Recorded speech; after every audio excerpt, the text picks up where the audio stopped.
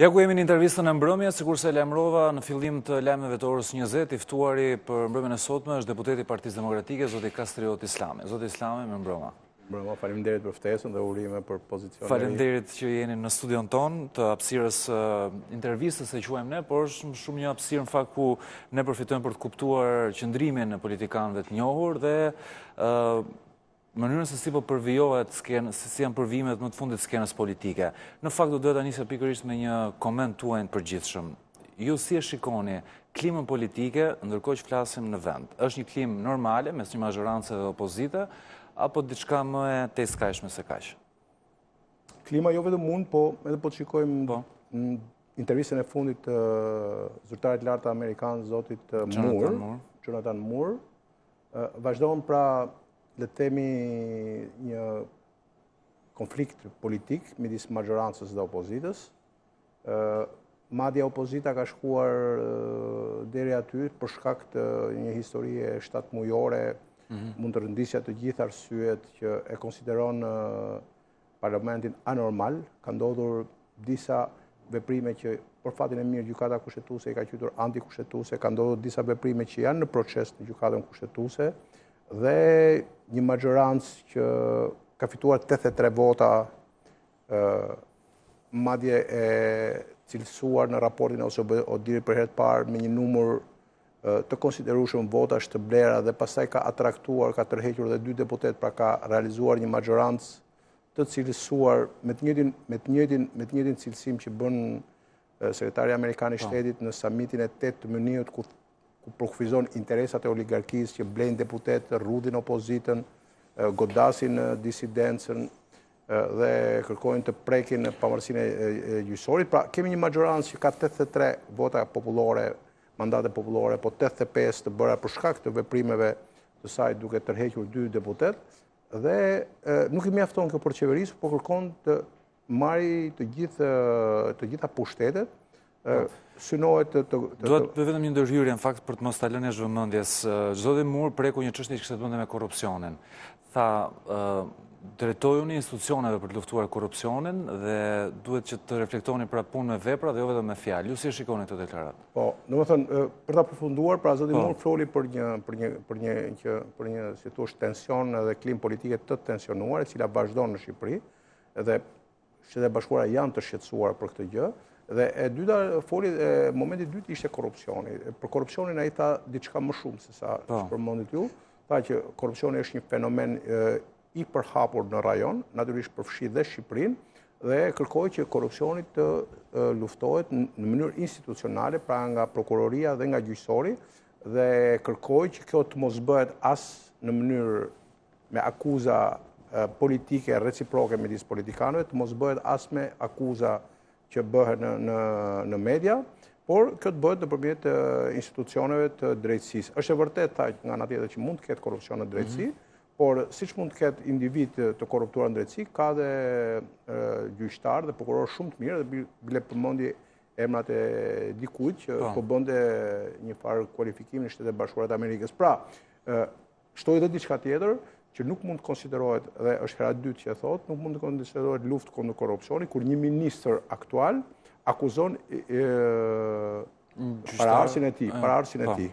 Pra, zoti Moore në një mënyrë elegante dhe diplomatike, se është një diplomat me të vërtet shumë i kualifikuar dhe gjuha që përdor është një gjuhë me të vërtet shumë e kujdesshme, tha që ishte dorë nga gjuha e tij e shtrigave. Pra nuk mund të vi një ministër dhe të filloj të akuzoj paraardhësin e tij dhe këtë ta quajë luftë kundër korrupsionit.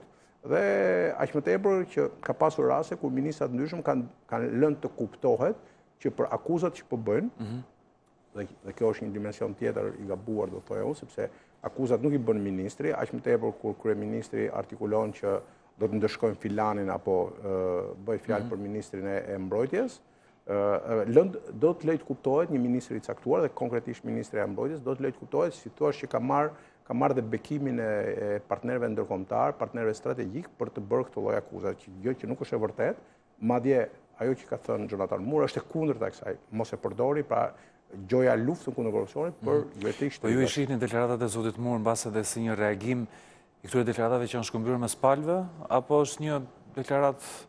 Zoti Murr dhe Shtetet Bashkuara të Amerikës kanë një eksperiencë shumë gjatë demokratike dhe din të dallojnë shumë mirë ku është lufta kundër korrupsionit, e vërtet që duhet bërë, me gjoja luftën kundër korrupsionit, ku kërkohet të përdoret për gjuhëti shtrigash për të sulmuar kundërshtarin. Rasti konkret, për shembull, është ajo ILDKP-s, po. Po. Në këtë rast, nuk është prekur thjesht emri i një zonje të nderuar siç ka qenë Zana Zhuka, dhe nuk është ky problemi themelor. Natyrisht, është një zonjë e nderuar dhe do ta ndjekin rrugë gjyqësore procesin, dhe për këtë zoti Murr thotë që për gjitha mosmarrveshjet që kanë institucionet duhet ndjekin rrugën institucionale, pra gjykatës kushtetuese. Problemi është që janë prekur dy gjëra shumë të rëndësishme. Janë marrë kompetencat presidentit dhe është prishur ajo që quhet kontrolli dhe balanca, check and balance midis presidentit dhe kuvendit, dhe në një farë mënyrë ose në një tjetër, ky institucion shumë i rëndësishëm që është për të zhvilluar luftën kundër korrupsionit nuk është më drejtuesi i saj në një check and balance, dhe këtu nuk bëhet fjalë për cilësitë e njërit apo tjetrit, por ky është marrë politikisht nga majoranca. Aq më tepër që majoranca, të themi të vërtetën, ka një problem moral. Unë kam drejtuar edhe herë tjera, majoranca ka një problem shumë të madh moral, sepse koalicioni që është krijuar në datën 1 prill, me bekimin e shumë analistëve, por jo vetëm me fjalë, është quajtur si koalicioni i plerave, domethënë bashkohen të gjithë plerat së bashku për të rrëzuar ish regjimin në fuqi. Dhe pse është përdorur ky? Dhe është përdorur nga ata që sot domethënë flasin ndryshe, bile kanë dalë në mbrojtje të këtij koalicioni. Këta konsideronin 21 janarin, domethënë videon e korrupsionit të asaj kohe, dhe sidosh mbrapa gjithë atij zhvillimit të 20 janarit ishte video me kryetarin aktual të Parlamentit Shqiptar, dhe këtë betejë e drejtoi dhe udhëhoqi Edi Rama. Tani ka pasur edhe një gjyq që është fituar 15-0 nga zoti Meta për atë çështjen e videos korrupsionit. Atëherë mbetet që ose zoti Rama të pranoj vendimin e gjyqit dhe të mbylli gojën dhe të kërkoj falje për 20 janarin, ose nëse pranon 20 janarin, do të pranoj dhe videon e korrupsionit. Atëherë nëse do shtrohet problemi dhe do të shkojnë në vendet që janë serioze, ku i kërkojnë të zhvillojnë luftën korrupsionit, atëherë do i thonë që nëse është e vërtet video e korrupsionit, nëse është e vërtet 20 janari dhe ti ke zgjedhur rrugën e respektimit të saj, duhet luftosh korrupsionin brenda rradhave tua dhe jo të bësh një korrupsion, domethënë nëpërmjet një gjueti shtrigash. Dhe prandaj dhe zoti Murr, i cili ka një eksperiencë të gjatë Shtetet Bashkuara të Amerikës, jo vetëm SBA, por edhe në vende të tjera, e din shumë mirë lojën që bëhet në këto raste, aq më tepër që Shqipëria në vizionin e John Kerry, sekretarit amerikan të shtetit, është një nga vendet, si thua, ku interesat oligarkike tentojnë të marrin, si thua, pambarsinë, të prekin pambarsinë e gjyqësorit. Dhe akoma më rëndë është thënë nga kryetari i grupit më të madh Partive Popullore Europiane, Joseph Daul, i cili flet jo vetëm thjesht për interesat e oligarkisë, po flet në vende e Ballkanit, ku është bën pjesë dhe Shqipëria. Nëse nuk vendoset shteti ligjor, atëherë korrupsioni, oligarkia dhe banditizmi do të mbretërojnë. Një ndërhyrje, sërish po prapë duke mbetur tek deklaratat e Jonathan Murra, janë një këmban alarmi për atë që është duke ndodhur, nëse po, me sa po kuptoj për deklaratave tuaja, atëherë si mund të luftohet korrupsioni, sepse nëse jo përmes... Jonathan Murr edhe një vit më parë, pak a shumë në të njëjtën periudhë, ka bërë dhe një vizitë në Shqipëri, dhe duke patur parasysh kontekstin e ngjarjeve globale, në mënyrë të veçantë ato që po ndodhin në Ukrainë, rasti i Krimes, rasti i tensionimit në Ukrainën lindore, po bëjnë maksimumin që Shqipëria, por jo vetëm, i gjithë rajoni Ballkanit Perëndimor të hedhë një hap shumë të rëndësishëm drejt anëtarësimit në Bashkimin Evropian. Dhe konkretisht rasti i Shqipërisë në këto momente është marrja e statusit të vendit kandidat. Pra, mbasi pranon të gjithë defektet që mund të ketë demokracia shqiptare, dhe në mënyrë veçantë defekti më i madh është i tensionit politik për shkak të mungesës demokracisë dhe të shtetit ligjor, bën thirrje që palët, të cilat ka shprehur vullnet edhe më përpara edhe aktualisht, dhe kanë dëshirë që Shqipëria, paktën kështu janë shprehur palët kryesore, për të bërë anëtare e Bashkimit Evropian, bën thirrje që të punojnë së bashku për marrjen e statusit vendit kandidat në qershor. Pra ky është prioriteti dhe fokusi kryesor i Jonathan Moore dhe mundohet ta zhveshi nga të gjithë elementet e tjerë, jo se ato nuk ekzistojnë, jo se ato nuk duhen ngritur, jo se ato nuk duhen luftuar, siç është rasti i korrupsionit. Natyrisht për çështjen e korrupsionit, Jonathan Moore thotë zbatoni shtetin ligjor. Çdo më thënë, lejeni prokurorisë dhe gjykatave ta bëjnë këtë punë, pavarësisht se ata mund të kenë element korruptiv, ato prap kanë njerëz të aftë, të zotë dhe profesional dhe të ndershëm që mund ta bëjnë këtë luftë. Dhe mos e bëni këtë luftë e para për gjuhët i shtrikash, pra një ministër aktual nuk ka pse akuzon një ish-ministër dhe kjo nuk quhet për ne luftë kundër korrupsionit. Dhe e dyta, akuzat që bëni reciprokisht në media apo politike në parlament, nuk është kjo lufta e korrupsionit. Nëse keni fakte dhe prova, dërgojeni në mënyrë institucionale, siç ndodh në gjithë vendet e tjera, çojeni në organet e prokurorisë dhe gjyqësorit, pra si thua, jep rrugën se si duhet zhvilluar kjo luftë, duke menduar që kjo luftë ndaj korrupsionit, nëse do bëhet në mënyrë institucionale, natyrisht do ndikonte edhe në zbutjen e klimës politike. Po sikur këto institucionet mos ta bënin punën e tyre siç duhet, ka akuza për shembull për prokurorin se po flemit dosje. Natyrisht tu pasaj vjen në një plan tjetër prap Jonathan Moore, i cili flet për marrëdhëniet institucionale të majorancës me institucionet. Dhe konkretisht flet për rastin e marrëdhënies së majorancës me ILKDP-n, me presidentin dhe me shërbimin inteligjent. Nuk flet në mënyrë konkrete. Si janë marrëdhënie zotë Islame? Thash edhe një herë tjetër, majoranca përveç shkeljes së ligjit, pra paligjshmërisë që është e dukshme dhe për fatin e mirë gjykata kushtetuese në rastin e aktit normativ për shërbimin civil e rrëzoi, pra tregoi, por prap majoranca, do të thoja unë, në mënyrë të papërgjeshme, megjithëse kishte një vendim gjykatës kushtetuese, për një farë kohe nuk pranoi ta zbatonte vendimin e gjykatës kushtetuese, e shtyu publikimin në gazetën zyrtare dhe madje mori dhe nisën për ta ndryshuar ligjin, pra për të arritur të njëjtin synim me të njëjtat metoda. Është njësoj siç ndodhi rasti me prishjen dhe hedhjen në erë me dinamit të një pallati në Vlorë, i cili fillimisht u rrethua me një rreth u quajt krim, pastaj sken krimi, pastaj faza e dytë ishte që do ta çojmë në prokurori dhe në gjykatë sepse ka vepër kriminale, dhe faza e tretë ishte pastaj për interes publik do ta prishim dhe u bë dhe kompensimi financiar. Pra, ka një synim, tentohet të arrihet fillimisht me metoda antiligjore, antikushtetuese, kur shikojnë që shteti, gjykata kushtetuese apo gjykatat e ndryshme nuk e lejojnë, atëherë arrihet me anë të majorancës që ekziston në parlament. Edhe për këtë çështje, Jonathan Moore shumë i qartë. Thotë nëse ka një mosmarrveshje midis institucioneve, pra midis presidentit dhe kuvendit, për rastin e ILKDP-s, apo për forcat e armatosura, apo për shërbimin sekret, apo kështu me radhë, përdorni rrugën ligjore, pra prisni të japi vendim gjykata dhe mos shkoni ta zgjidhni këtë problem nëpërmjet parlamentit, pra me majorancën e cilësuar që ju keni.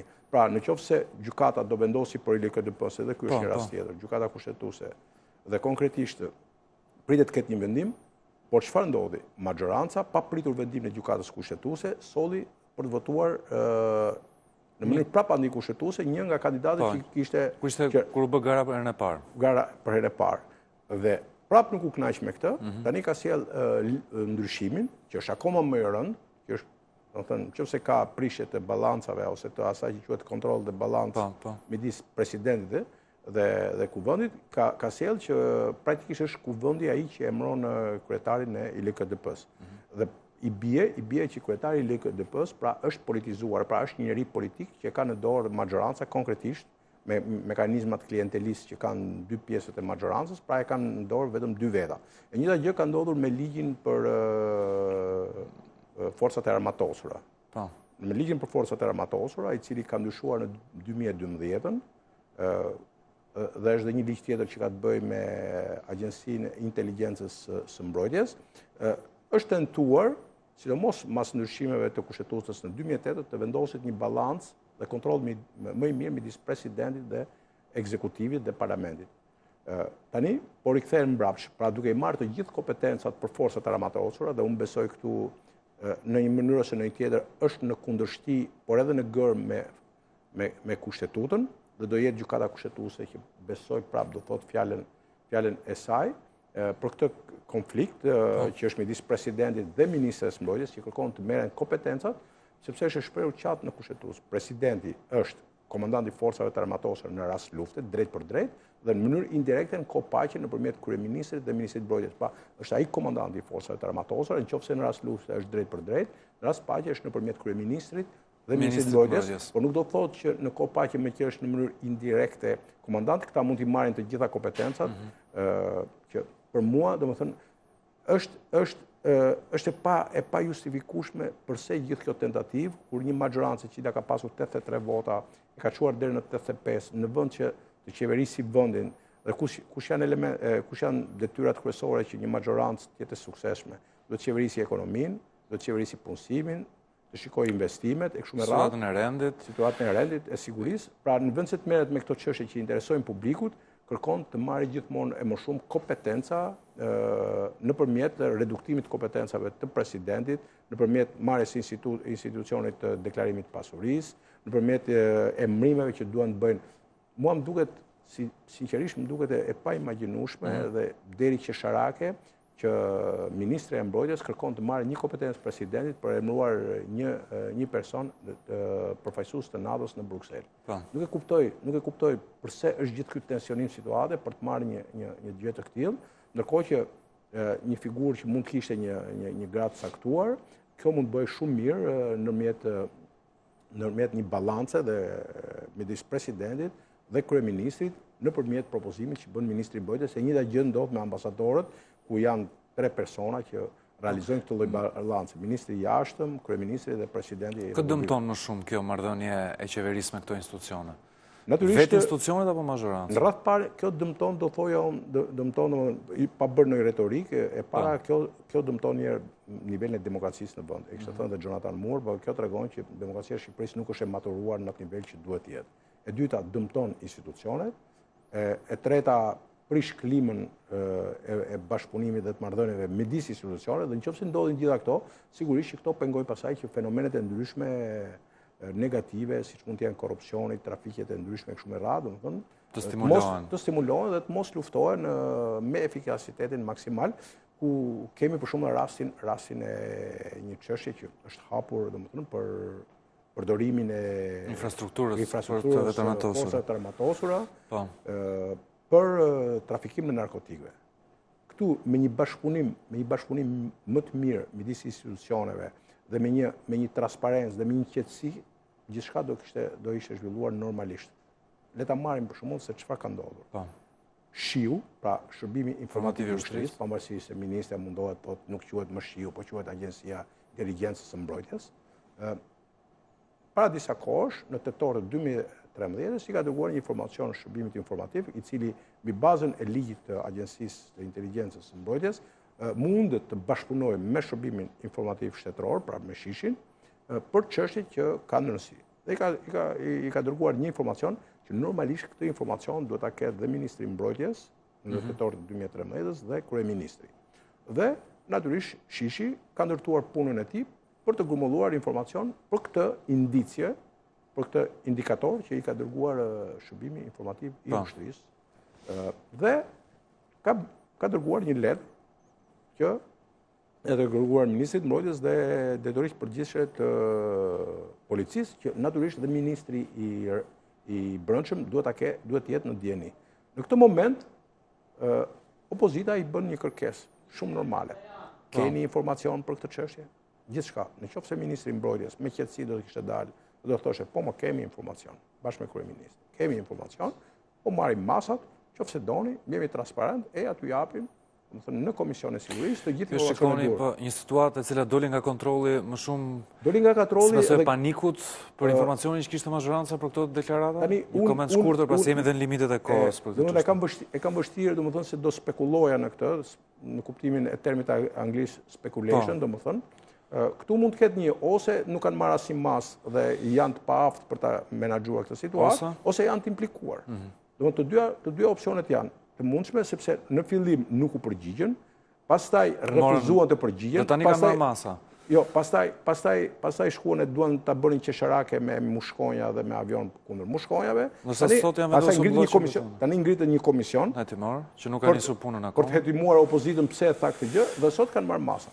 Do të gjitha këto, dhe ka dhe një intervistë të ministres, por të lexohet me vëmendje, ministri aty në atë intervistë tregon që nuk e kontrollon situatën për mendimin tim, dhe për më tepër aty pranon që ka boshllëqje. Thotë e para, Gjadri është në kontrollin ton, por ne nuk e kontrollojmë Gjadrin, dhe thotë siç ka anije, pra siç ka skape, mund të ketë dhe avion që mundet të lëvizin në Shqipëri dhe është normale që të ketë. Pra, në mënyrë implicite, ministria pa dashje, po them minimumi pa dashje, nuk po them në mënyrë naive dhe mediokre, pranon gjithçka që është thënë deri tani në media për këtë çështje.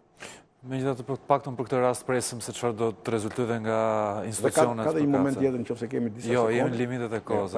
Do të kemi mundësi të bisedojmë patjetër. Shumë faleminderit që ishin në studion ton. Kalojmë në një studio tjetër, në fakt në studion e emisionit Alarm. Aty është Dajana, se zakonisht për të na thënë se çfarë do të kemi mundësi të ndjekim pas pak. Ka që mori shumë nga koha ime, kështu që mos e humbisni puntatën e sotme në këtë të shtunë, një përmbledhje e gjitha halleve dhe zgjedhjeve tuaja me mua Dajana Shabanin edhe me Armir Shkurtin dhe thuaj Kaçit që më ka një borxh. Okej, do të ndjekim me vëmendje. Faleminderit dhe juve që na ndoqët në oranews.tv, në gazetën tonë online, faqen zyrtarët internetit. Gjeni këtë intervistë që sapo zhvilluam, sigurisht lajmet e minutave të fundit dhe çdo informacion tjetër rreth aktualitetit në vend. Kështu që vizitoni për më shumë informacion. Bashkë kemi ardhur në fund, natën e mirë.